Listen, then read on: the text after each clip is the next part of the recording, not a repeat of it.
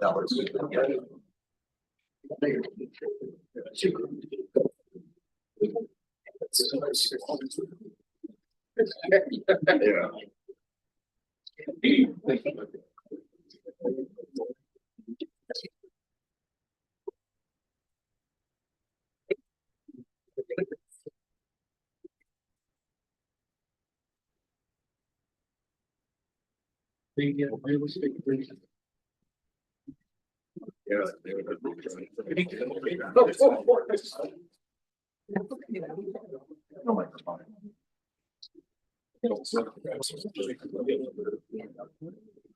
Yeah, I think that's 10.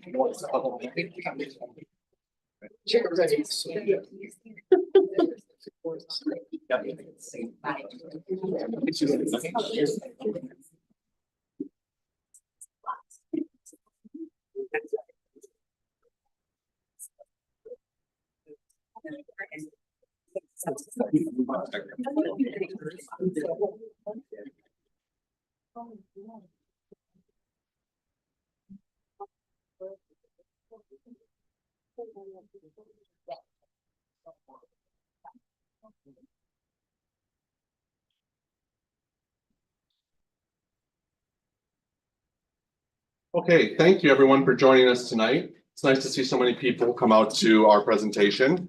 If anyone can't hear us in the back, please let us know. For the people on YouTube, we just have to cut off the microphone so they can hear at home. So my name's Salvatore and I'm from the planning department. I'm joined tonight by my colleague Steve here, and from the building department, Tony, and then we signed you in with Stephanie. So we're going to present to you what's called the Housing Community Improvement Program. We're going to go through a number of incentives that are available, but just to get things started, we've been working on housing for a while now, and one of the things that preceded the housing CIP was something that we called gentle density. So gentle density changed how we looked at our zoning in the city. This took away the idea that I live in a single family zone or I live in a semi-detached zone.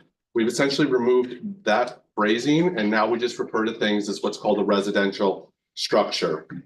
So this basically opens up the opportunities for what you can build on your land and to give you other options for additional units that might be possible.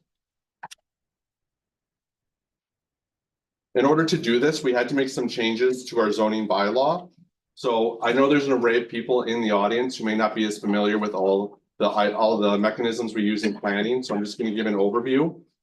We're guided by what's called our official plan, which sets out how we're going to develop and grow in the city. A step down from that is what's called our zoning bylaw, which has all the mechanisms for how we implement those changes. So in that zoning bylaw, you'll find your setbacks, the number of parking spaces that are required, your height restrictions, and minimum landscaping in open space. So to that effect, part of gentle density changed it to open up more opportunities to build housing on your property. Some of the things that were changed were that we are now permitting various residential building types in all urban residential zones. So this includes the single detached, semi-detached, townhouse, and apartment buildings. We're expanding residential uses into commercial zones, and we're including on the ground floor.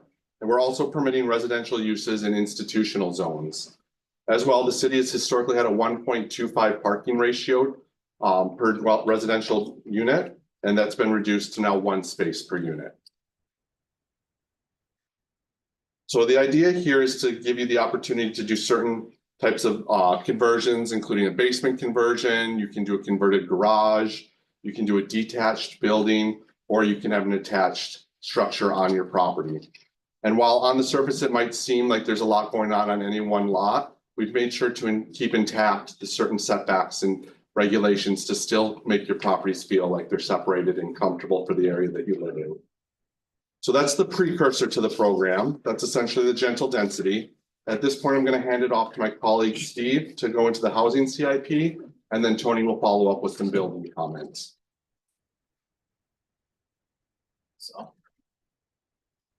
So as Sal said, I'm going to speak about the housing CIP, the programs, the grant programs that are being offered by the city. So the purpose really is to provide financial incentives for creating new housing units in the city to meet our current demand and then our projected future demand. So the key word there is new housing units. We've looked at it, the city's looked at a housing needs assessment to try to ascertain how many units we anticipate needing by a certain time period. And we've come up with over 3,000 units by the year 2036. We've also been assigned a provincial housing target by the provincial government for 1,500 new units started by the year 2031. And federal target as well, Housing Accelerator Fund target, shorter time period, looking at 1,090 new units permitted over the next 3 years. So with that, that's the most aggressive target out of all of these. So that looks at, 350 or so units per year. So that's considerable growth for a city over the short term.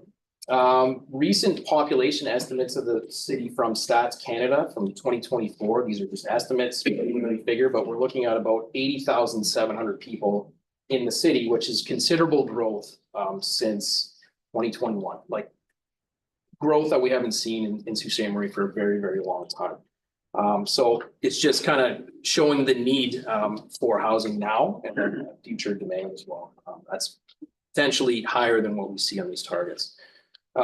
This housing CIP, it's kind of supports or it's kind of born out of the city's housing action plan approved by council last year that calls for incentives and different programs and measures like Sal was talking about general density to build housing development. It's really geared towards the city's really aimed towards increasing housing development in town. The city's not a housing developer, but we can do things to help developers and homeowners to create new units in town.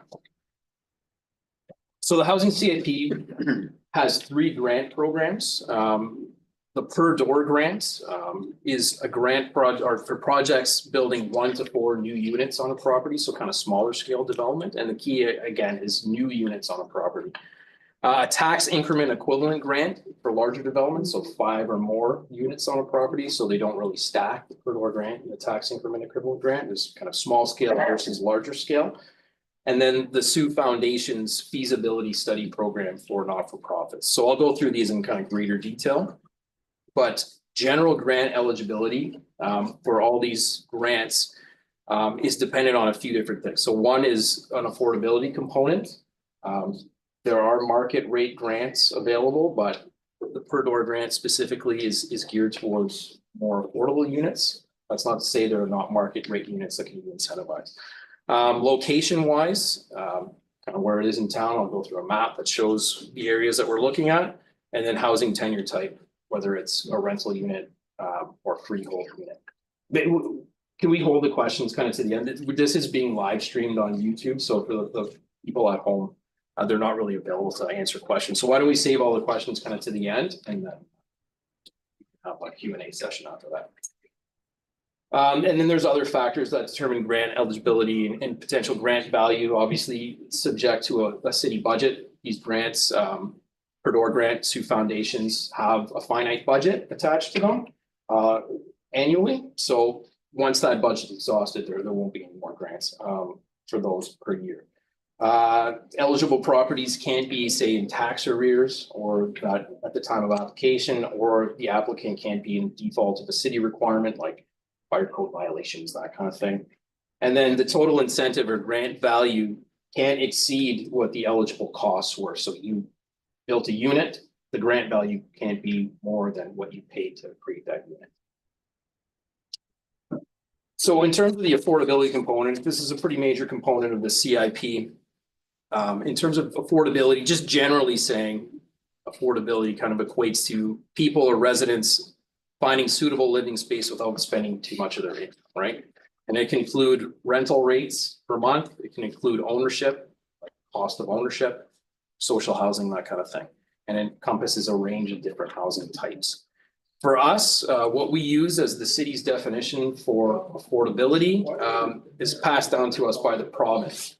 So the province, for every city, municipality in the province, will release annually affordable rental rates and affordable home ownership rates based on the type of house, single detached versus semi-detached versus apartment, that kind of thing, or condominium apartment, that kind of thing.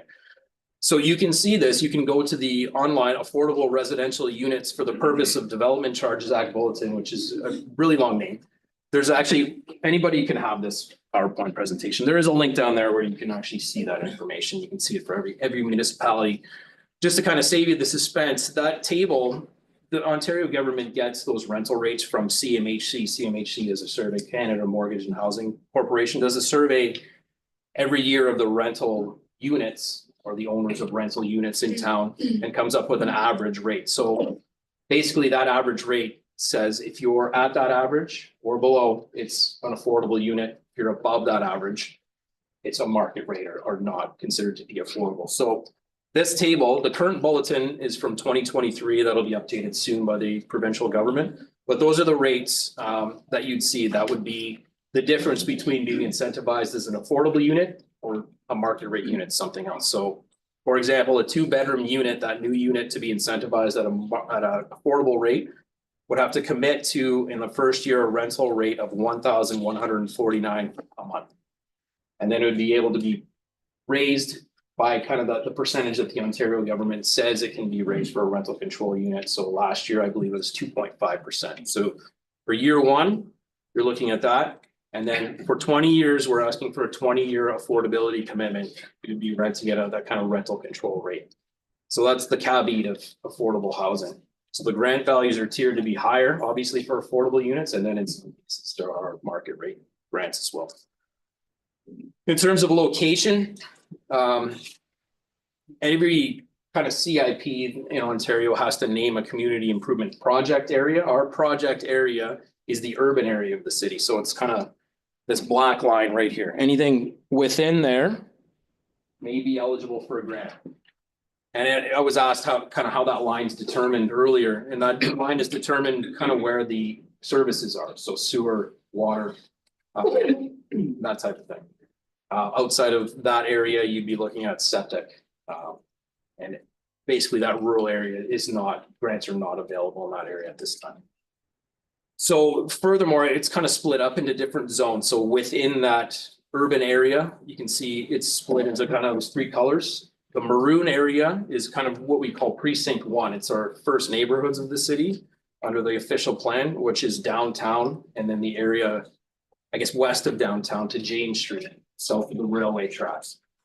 That's where the grant values will actually be the highest. The orange area is what we call our strategic development areas. So these are areas within reasonable walking distance of services, amenities, that kind of thing.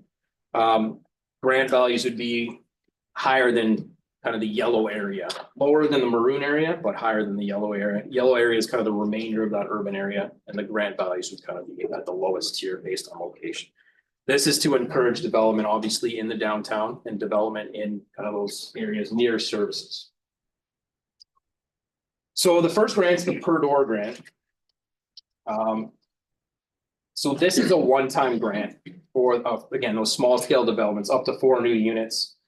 And that can include things like Sal was mentioning, adding a unit with an existing home. So converting a basement into an apartment, that kind of thing. It could be adding new units on a property somewhere else. So it could be a garden suite in the backyard, or it could even be new development, say a 4-plex on a vacant lot. Again, this grant is primarily for basically the creation of affordable units. Affordable units are available anywhere within that kind of black line, the urban area of the city, whereas market rate units are only available in the first neighborhood, so that maroon downtown area. Obviously, the goal of this is to promote the creation of affordable units in the city. And that is the main goal of this grant. So this is the eligibility criteria. It's kind of hard to read, but if you're creating an affordable unit, the availability is in precinct 1, 2, or 3, anywhere within the urban area. The only difference between this, you can see the grant values are the same, is that in precinct 1, the downtown area, it doesn't matter if you're creating a rental unit or you're gonna create a freehold unit that you're gonna sell. That's the rental rate that would have to be, or in terms of, it's not shown on this table, but if it is a freehold unit that you're gonna sell, there's certain value you have to sell it for. And this would be the grant value that you'd receive based on the number of bedrooms in that unit. So for example, again, the 2-bedroom unit, if you're creating 1 2-bedroom unit on a property, you'd be eligible for a grant of up to 40,000. Let's say you're creating 2 new units, affordable units, then you'd be looking at a grant of up to 80,000.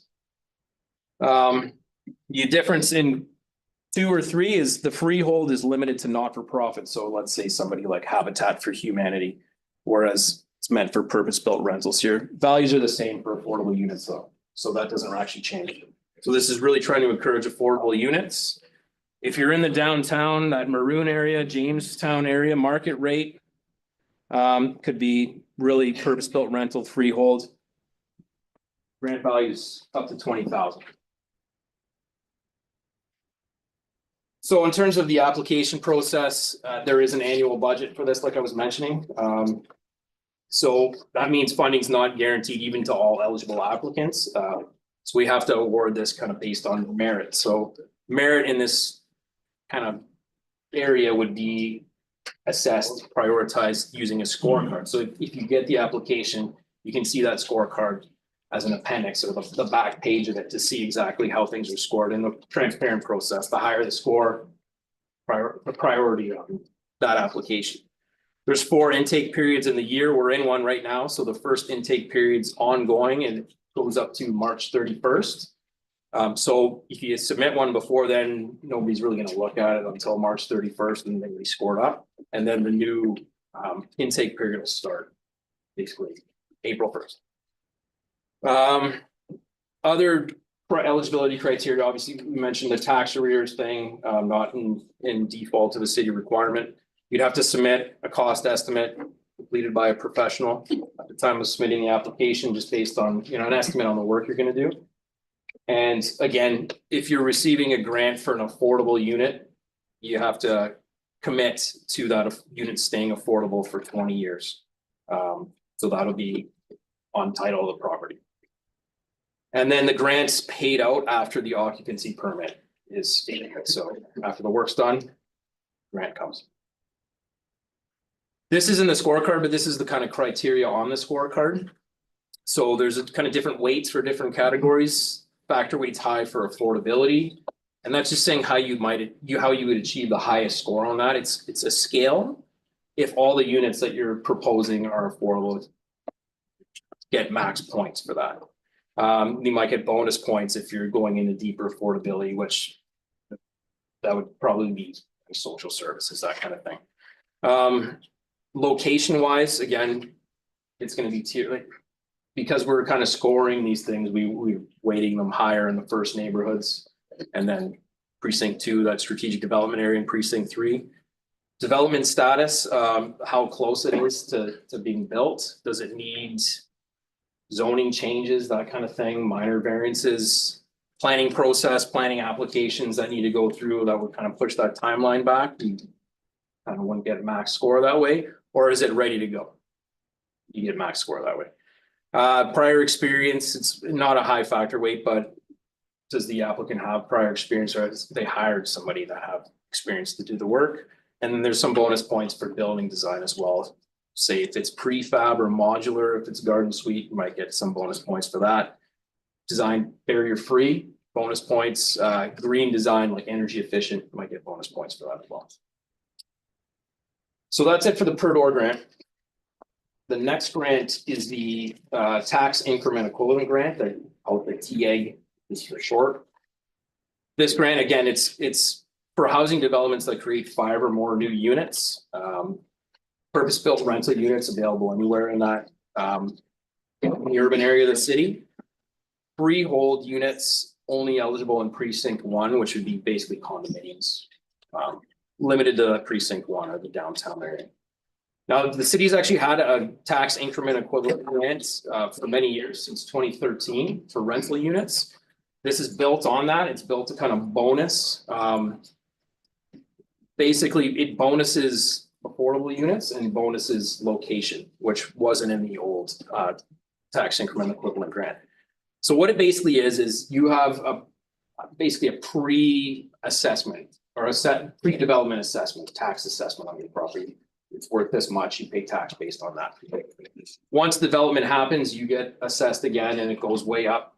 So this grant basically covers that increase for a period of time. So in that period of time depends on where it is again and how many affordable units. That's what this is based off of. And it's based, this one, like I said, the per door grant's kind of tiered towards the affordable. This is tiered towards both, basically, affordable and market rate. These are kind of hard to read. You can see them all on one of the boards back there. Grant value and kind of time period varies by location. So obviously it's better in precinct 1, the downtown, and then it gets a little smaller from there. So they're hard to read, these tables, but this is kind of the way it goes. So this is all for precinct 1. This is the matrix for it. So it depends on how many affordable units you're building. In terms of, say you're building none, no affordable units, they're all market rate. You would kind of read this. And you'd see that in year 1, you would get 100% a rebate on your taxes. For the municipal portion of your taxes. Year 2, 100%, and that's on the increase, I should say. 100%. So 2 years full rebate on your municipal increased taxes. Year 3, it drops down to 75. Year 4, 50%. Year 25, 25%, and then you're paying kind of full tax after that. Let's say you're building 10 units on a property and you choose to have one affordable unit, which means you're 10% affordable. That buys you basically 2 extra years at full rebate on your municipal increase in taxes. So 4 years at 100% drops down from there. And then it kind of goes up from there based on the percentage of affordable units in the development. And the location comes in here. This is precinct 2, it's a little less. Precinct 3, a little less. This right here, none in precinct 3. This was the value of our old TAG. And you can see how it's been built up based on that. That was the baseline, and then it's increased based on affordable units and location. So this one, there's no intake period for applications. It's not really tied to a budget per se. It's kind of borrowing from that future growth with tax revenue. So it's a little bit different than just kind of cutting a check. You can apply for it alongside a building permit application. And this one's not gonna have a scorecard or that kind of thing. If you're eligible for the grant, you can get it, basically. Again, this grant issued after kind of all the work's done. It really has to, because it's based on that kind of tax assessment that happens after development anyway. So it comes as a form of a rebate on your taxes for a period of time. That old rental CIP that I was talking about, here's some properties, just you can kind of think of them in town, ones that have taken advantage of it. In the past, this would be the old one. Now they would, so in some cases, these would be, if they were built now, be eligible for a greater rebate period or a rebate. Donna Drive, that was an old schoolyard in the West End, 20 units, townhouses. So you can kind of see how it varies.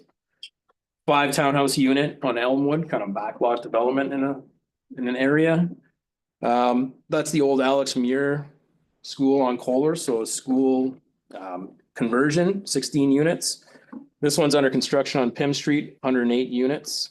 And then the Legion building, another 108 units. So it really varies from big apartment buildings to small 5-unit townhouse developments. And then the final grant is the Sioux Foundation's feasibility study grant, which is geared towards not-for-profit entities. So it's a one-time grant to study, fund studies looking at feasibility, technical requirements of building housing on their property. So an example of that would be like a church owns a piece of land, maybe have a building or 2 on that land. They might look at the feasibility of using a portion of that land to build new residential units like we saw in the previous page.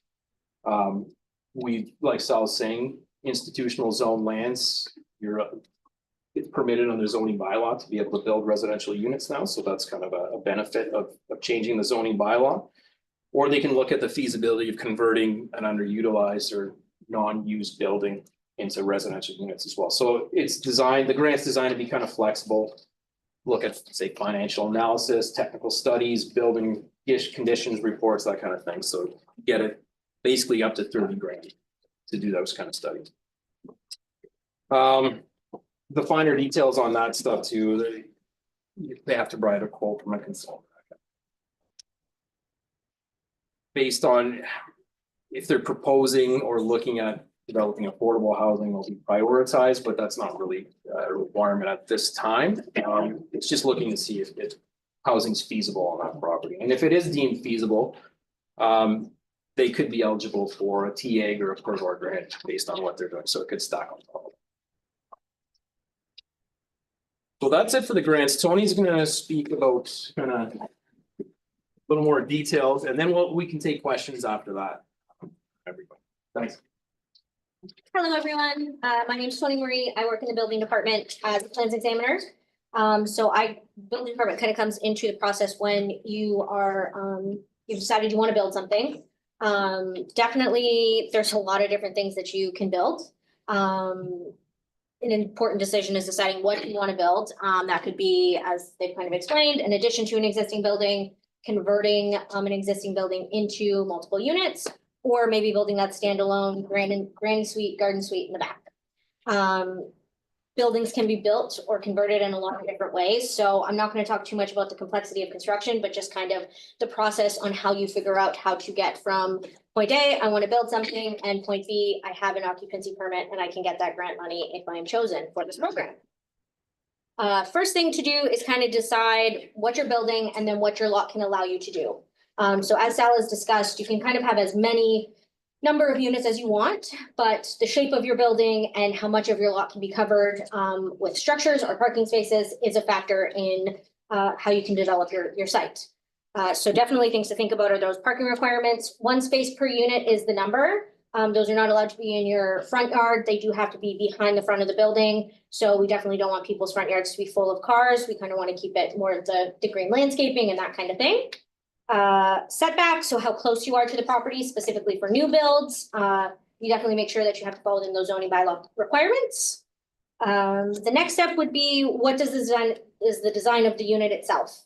So the Ontario Building Code dictates minimum sizes for windows, spaces, you need washrooms, all those kinds of things within a dwelling unit. We suggest you contact a BCIN designer. I have a list of them in the back if anyone wants to grab that, if they're serious about getting into some design work. They are building code qualified, so they essentially for a living are peeling through that building code and drafting plans to apply for building permits. This will greatly help the time that you go through this process if you are not comfortable with the building code, specifically when you're getting into multi-unit buildings. Fire separations, life safety requirements, things like that are a major factor in the safety of the space and the safety of the occupants. So that kind of falls into the next category. What does the permit approval process, what is part of the permit approval process, and why do we have permits? We have permits to protect the public health and safety and welfare of our community. So we don't just want more units. We definitely want to make sure that they're safe units and that they meet these minimum requirements that everyone deserves to have. At that point, we're also checking for zoning requirements, and we're accepting those fees for a permit application to be processed. If you get to the point where you are now through the permit process, you have the okay to build, you're then going to call for inspections throughout the construction process. That's going to let us make sure that your building is in the right location. If it's new, we're going to see that your plumbing work has been installed correctly, HVAC work, once again, those fire separations, all those things we're going to come to your site periodically to see as you go forward. And then the final thing is the occupancy permit. So that is the ticket to actually getting the grant permit. You can't go through this whole process and not actually follow through all those building code steps. Once you get that occupancy permit, then they will release you that grant money. So that's definitely a part of the process you want to get to. There is a QR code kind of on the tables and in the back for a survey. If you have any more specific code questions, I think it's easiest for you to kind of reach out to us for site-specific things or ideas based on what you want to do. So I suggest if anyone has questions or if they're serious about constructing or following that path, definitely reach out to us or fill out the survey so we can kind of provide you that information.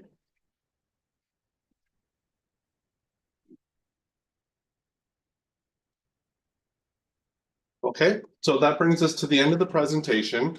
But in terms of next steps, if you had any specific questions regarding particular properties or there's anything that you want further clarification on, there's multiple ways you can reach out to us. We have a dedicated email that you'll see listed here is the housing CIP, cityssm.on.ca, or you can also call 705-759-5368. All the information we presented is up on the city's website under housing. As well, there's additional building information on the building's website. And if you want to look up your zoning in your free time, you can do that on what's called sumaps.com. However, we are here to help guide you through the process and answer any questions and try and see if the program's right for what you're thinking about doing with your property. If there are any questions at this time, we can take them. Just as I said, if it's site specific to your own location, we'll be here for another hour, or you can reach out to us and have a one-on-one conversation. What's the definition of first neighborhoods in the city? First, so it's a boundary. You want to give it? There's a map.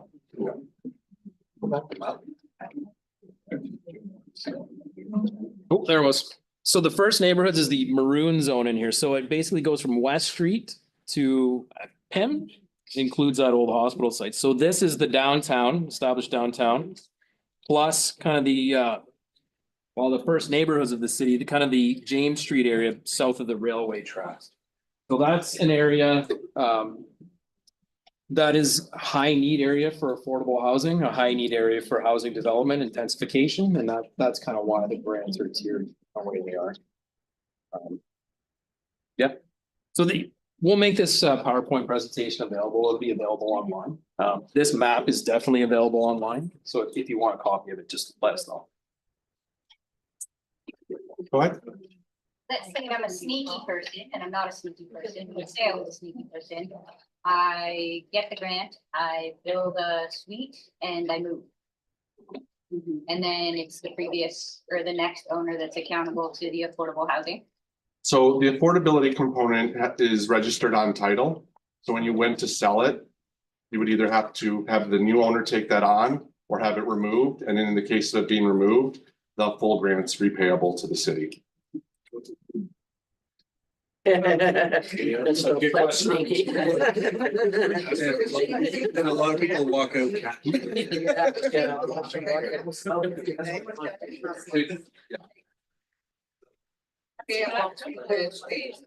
Yes. We asked. Are there any other questions? Yep, go ahead. The general population cannot build in like the yellow area. Like you get a grant. No, you can. Are you saying market rate? Market rate grant? No, we're affordable. Yeah, so affordability grants are available anywhere. Okay, I Market rate in terms of the per door, market rate just here. Affordable anywhere within this black one. okay. When I saw that, I thought just nonprofit. So is it a rental? They produce a basement Yeah, so you're gonna rent it out? Yeah, anywhere in there. anywhere that. So with the market rate grants, if the house was sold, is there anything on title with those ones? No. Great, thanks. What is the budget for the year? Budget for the year? Oh, we have to look that up. So the city received what's called Building Faster funding from the provincial government, which I believe is just for affordable units, which is, I think it's $300,000. And on top of that, we received money from the Housing Accelerator Fund, federal funding. I have to look at it. I think it's per year, we probably top that up to about $1 million. What is affordable housing? Affordability? So basically, it's affordability if it's rental. Based on the definition given to us by the provincial government. It's more or less, if it's rental, it's this table right here. So for 2023. The rental rate per month varies based on unit size, based on bedrooms. So for example, for a 2-bedroom unit, the affordability rate would be $1,149 per month. And doesn't factor in utilities, that's something else, but 1,149 or below. That's kind of the line of the same. Yep. Why is the 2-bedroom more than the 3+? Yes, that's a good question. We get asked that a lot. This is a survey. So CMHC surveys basically or tries to survey all the rental units or owners of rental units in the city every year. So We have many 2-bedroom units and many 1-bedroom units, very few bachelor units and very few 3-bedroom units. So the way this works is if you're in a rental controlled 3-bedroom unit, which people don't ever give up, your rental rate's really low, right? You kind of give that up, the rental rate might be very high. So it kind of ranges between rental controlled units that people have been renting out for a long time and somebody who rented it out last year at a really $2,000, $3,000 a month. Since there's so few of them and nobody gives them up, that's why that value is so low. Does it include utilities or would that be plus utilities? Depends on how the house is laid out. So it doesn't have to. Sure. Yeah, you mentioned earlier in the presentation, the concept of freehold, but what is the define? That's like owner occupied. So if you're living in that unit. So let's say it's a condominium unit, you own that unit, yes, freehold. If it's a rental apartment, that's considered. Or you build a basement suite, but you live upstairs. You live upstairs, that new unit's a purpose-built rental would be the basement, right? Okay, so the freeholders unit. Just one moment. I have a question by the window first. That's all right. So say you're like, okay, my mortgage term is up in 3 years and I know I'm gonna have to pay this 20 grand back or someone's gonna have to pay this over and maybe like that. Can I pay you back starting like over a 3-year term? That's something we'd have to discuss, like we'd have to discuss that with finance and all that, so. Follow up with us if that's something you want further, Cannot wait, but just in general, yeah. What if a person is moving and they're like, oh, I don't have. No, it's a good that. question, but yeah, we'd have to find out for you. Okay, or after, right? Like, Yeah. yeah. Then we were over here. Okay, so I understand that you get the grant after you get the occupancy permit, which is at the very end, right? Mhm. So do you put in your application for the grant before you start your project or towards the end of your project? Especially for the first, I guess, like cutoff or intake, the cutoff is coming up very soon. So do you put in your application up in order to get started or how does that work? Yes, you'd put your application in now and it would be evaluated, and that's on March 31st is when the cutoff is, and then they're evaluated. Okay, And then if you were awarded it, you have a period to get your building permit. oh, okay. So you would have the ability to decide if you want to go forward or Oh, What's that period? not. 60 days. Is there a start and completion deadlines at all? Tony, right, how long is the building permit good for? Technically a year if you don't construct. We're not too hard on that timeline though. We understand there's different, issues you may come into effect when you're building. So unless there's like a problem that you can't get going within a year, definitely reach out to us, we can extend that. So you're looking at a year basically to do it. Not necessarily, the code allows us to revoke things after a year. It's not a practice that we really take up, like we don't want to stop people from building things. Unless there's some kind of issue where like you decided you're not gonna do it, it could be that kind of a conversation after a year. And if you express your interest to continue to do the project, we would probably review some price on it. So, here's a scenario that I'm wondering about with this freehold. I own 2 properties side by side, they each have a house on it. If I sell one house, build a garden suite on the other one, is that feasible with this? To move in that garden? I suite? would move into that garden suite. Well, I think it depends where the property is. I think that in that case, it would have to be downtown. I don't think it'd be available elsewhere unless you have a different opinion, but that hasn't. Right on the cusp It's of just outside your line. Oh, it's just. It's like on Hawthorne. Hawthorne, Oh. Hamilton. Yeah, if you want to know more specifically, reach out and we can look at that Yeah, okay, property. Yeah, okay. absolutely, we can look into it. Okay. Yep, go ahead. In regards to the contractors, is there any list of authorized contractors, the ones that are going to make the estimate, or could be any contractor? So we don't have like, as long as it's a qualified professional that brings us an estimate. Now, if there's any questions about the validity of the quote, we would touch base with you. But as long as you have your builder submit the quote, we would look at it from there. Thank you. And then, oh, go ahead. So I have 2 questions. First of all, utilities. Do the utilities have to be on a separate meter for a new building, like say a garden suite? I think PUC would probably prefer that. I don't deal too much on that. Definitely a question for them because it is their process. But we typically see different units on different meters, yeah. Okay, and the other question is, how do you define a parking spot? Can you widen an existing driveway to provide 2 parking spots? So in the zoning bylaws, there's actually dimensions that show like the layout for your parking spaces and the requirement for it. Question on, say if you're building a garden suite or a new building, right?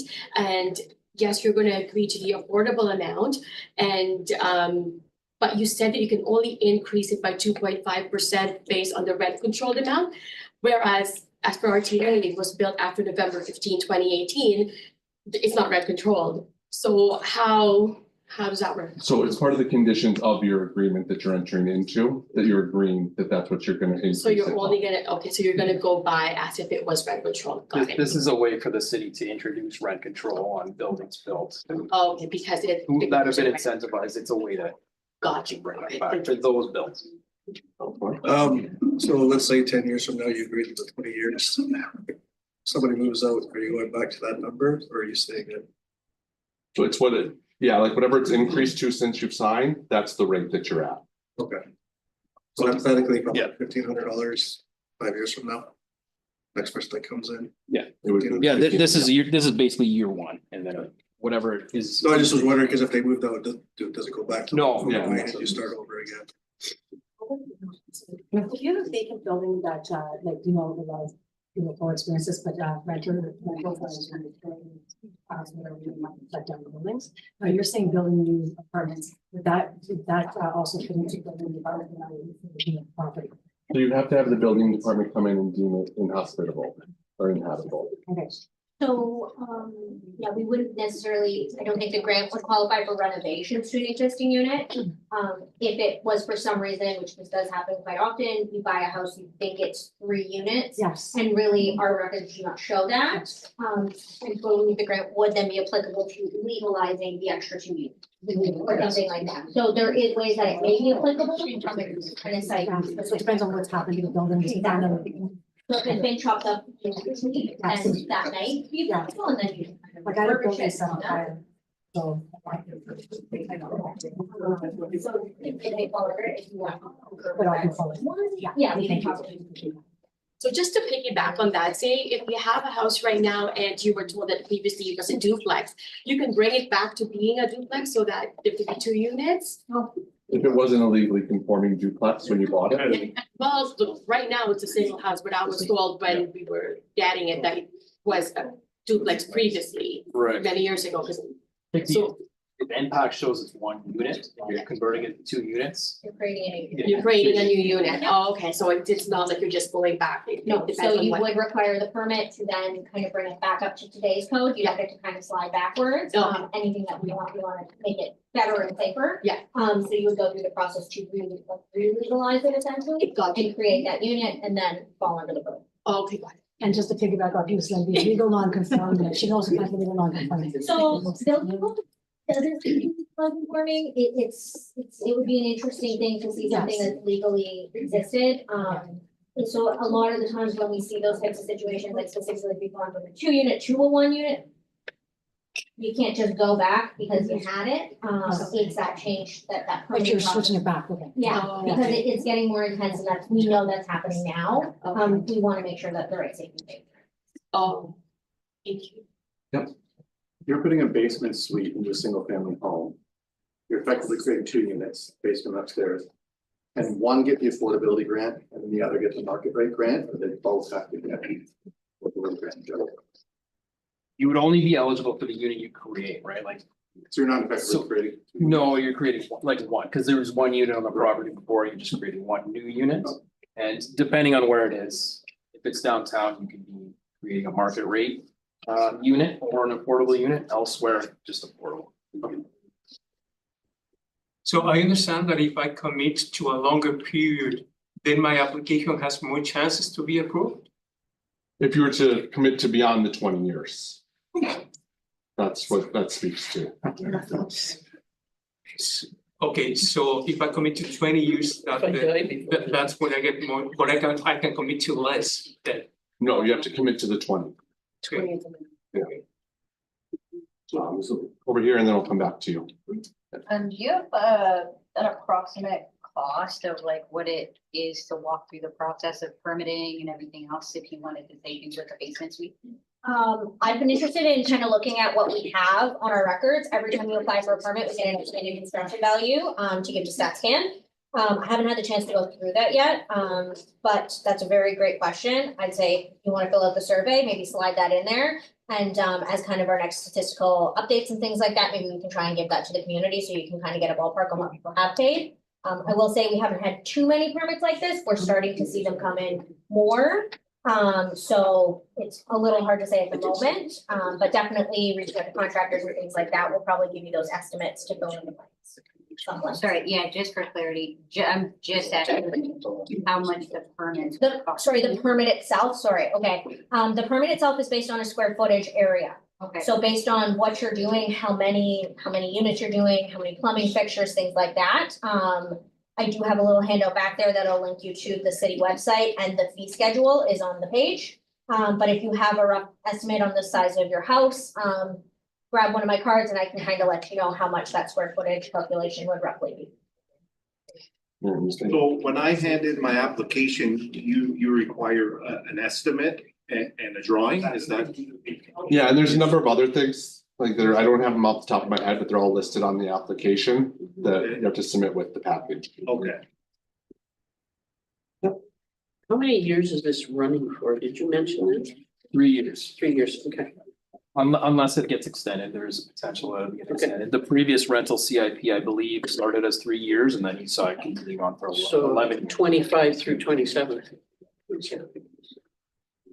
When you say gardens, is there a minimum size or are they like those tiny ones that you see in Toronto? Or It has to do with the square footage of your. Yeah, the zoning bylaw doesn't regulate that. Also, The building- building code regulates that. Basically, a unit under building code has to have washroom facilities, kitchen facilities, and a minimum size bedroom living space. There's different like combinations. We can do like a bachelor pad, or apartment, I should say. That has a smaller or like a kind of a combination square footage. If you have that specific question, you can kind of send it my way, or you know, very serious, reach out to a designer, and they can let you know, that specific. Does this include in-law suites as well? Oh, yes. In-law suites? So It would have, yeah. separate. I will just say, like, code wise, it has to be a separate It unit. has to be, okay. Where in-law suite, Completely. sometimes like you can still access the basement, it's not a door or anything like that. Yeah, So it's once again a self-contained unit that if you want to let your in-laws in, you can, but if you don't, you know what I mean, this one's more of a hard. okay. With a lot of,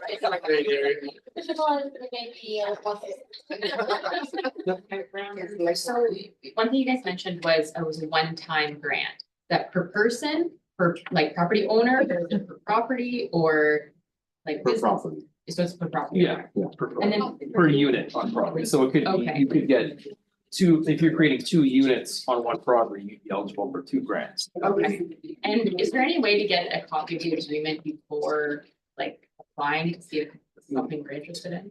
Yeah, we're just finalizing the agreements to be approved, so they should be available in the next week to the most. Okay, so is this something we would find on the housing portion of the website? We'll see about getting up on the housing website. If you don't see it up there, just send us an email and then we'll make sure to get you a copy and then we'll have to get them.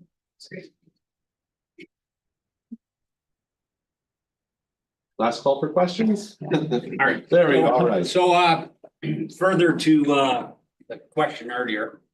So I have a property that, was used, it's illegal, right? You guys got involved and kicked everybody out. Anyways. The construction's there, but it probably doesn't, fit for OBC code, fire rating and all that kind of stuff. So could I modify that unit, bring it up to standard and apply for this or no? Or keep it as a big single family? Maybe some more units than there should have been. Now you have the appropriate units that were approved. and you would like to add more units and go through the permitting process to do that, or that kind of what you were saying? Well, it's R1 right now, Okay, right? But it was used for R3 once upon a time, okay. but now it's back to R1. So can I, with the existing structure, changes only by using the OBC to bring it to code for fire separation entrances, driveway, and so on, can I do that? And through this program? My first thought would be there's not too many R1 properties that may fall within the boundaries of this. So definitely reaching out to us and confirming if you're within the bounds of the urban service line. Well, I already tried to rezone it once Okay, after you guys got involved. And that was a $2,000 non-refundable application to rezone it. And I failed on that. So is that the same process so no, you now? wouldn't need the rezoning because of the gentle density changes that he spoke to. You would probably need building permits to bring it up to code. You may not fall within the grant, but if you're on an R1 zone, you can add an additional unit, but you might not fall within the confines of this program. Provided it's within this black line, basically. If you wanted to have like a further conversation, you can reach out to myself or Steve and we'll go through it more in detail with you. All right. Yeah, I'll give you my card when the presentation's over. Yeah, your card. You got my card, okay? Talked to you a couple weeks ago. Oh, okay. All right. You said, come to the meeting. I did all that, I did, yeah. All right, okay. Thank you. We'll hang out for another until 7, in case you have specific questions. Thanks, everybody.